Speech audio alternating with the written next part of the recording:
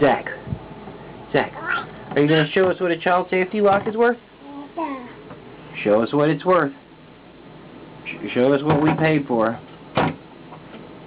Show us how brilliant the child safety locks are.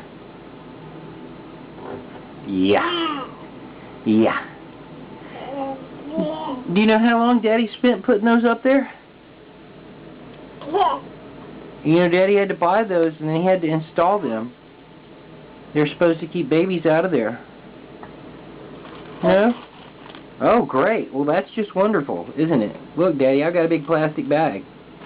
Wonderful. No, we can't have that. Let's see, what else can baby get into? Oh, now we got a pair of dress socks.